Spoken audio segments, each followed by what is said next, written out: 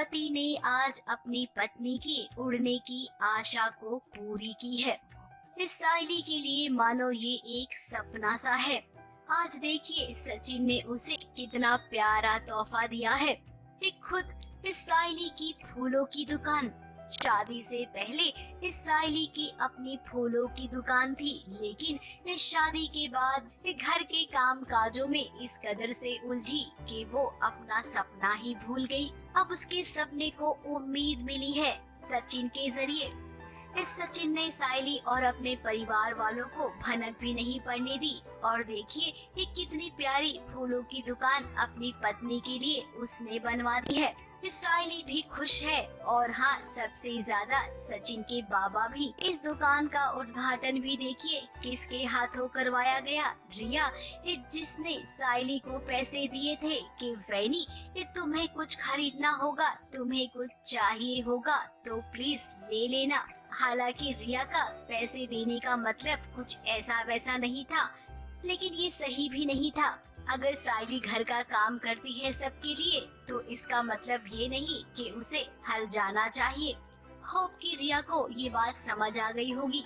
रिया ने साइली को 2000 दिए थे, लेकिन सचिन ने 500 रुपए उसमें ऐड करके ये कहा कि शगुन के पैसे हैं।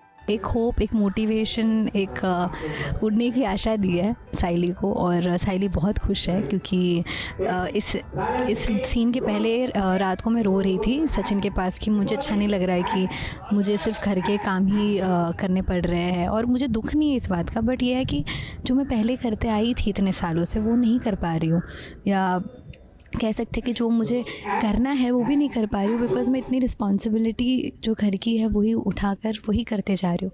अब यहाँ पर रेणुका चौंक गई है क्योंकि इस दुकान पर रेणुका का नाम जो है, अब वो तो ऑब्वियसली सार्काज़म ही है, बिकॉज ऑब्वियसली रेणुका को था कि पार्लर मेरे नाम का है, तो you know she is very flaunt in that way कि मेरी फेवरेट बहू ने तो ये किया वो क्या। तो सचिन जानबूझ के as a taunt, as a sarcasm रखता है कि साइली की जगह पर उसने रेणुका फुलवाली मेंशन किया है, जो कि नीचे लिखा है कि साइली सचिन देशमुख की है ये बिजनेस।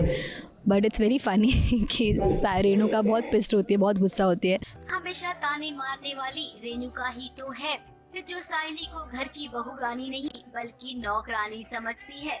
अब साइली और सचिन की ये कहानी जो भी देख रहा होगा ना, वो जरूर ये सोचेगा कि हाँ, ऐसा होना चाहिए हर उस पति पत्नी के बीच जो एक दूसरे को प्यार करते हैं, एक दूसरे के रिश्ते का सम्मान करते हैं। अगर पत्नी पति के लिए कुछ भी कर सकती है तो पति भी अपनी पत्नी की आशाओं को पूरा कर सकता है।